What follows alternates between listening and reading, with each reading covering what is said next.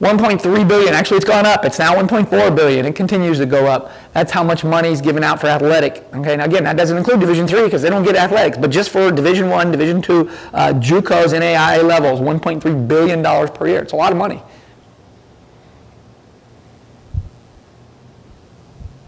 Unfortunately, your bigger schools are committing players as early as middle school. There are several basketball players, football players, golfers that are offered in middle school. Again, these are very elite players, or at least they think they're elite players, because it's hard to tell from an 8th grader, but usually as a basketball player, he would probably be 6'3" or something in 8th grade, and his parents are both 6'7" or 8 or whatever.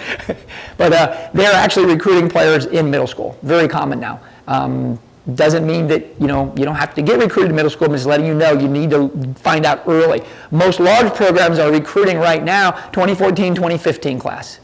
Most 2013s, almost all your bigger programs they're done. When you have a kid that has D1 athleticism, but they just don't get out there in time, and they had options. Now, doesn't mean that a D1 school is your only bet. If you got, you go to a good D2 or a D3 or whatever, and that's your best fit, you like the school, you like the location, you like the finances, everything works out, then find a school that fits you. It doesn't matter what division it is, because the idea is to get there, that's the important thing. But if you have the athleticism, which not a lot of kids do, but if you did, or you do, but you don't let the coaches know about it, it's kind of a shame because you eliminate those options by not getting out there early enough.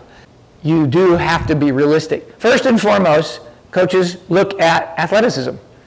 They're looking for somebody that can help their team. If they got an outside hitter and their average outside hitter is 6'2", because that's their normal rotation, that's what they normally have, that's the athleticism, that's the level they play at, and their average outside hitter is 6'2", and you're 5'10", and you go to him and say, Coach, I want to play for you, unless you have some freakish vertical, you're probably not going to be a good fit for that school. Doesn't mean that you can't be an outside hitter at 5'10", out of college, but probably not that college. Again, realistic of what you can play at. And the other thing is 85% of scholarships are outside of D1.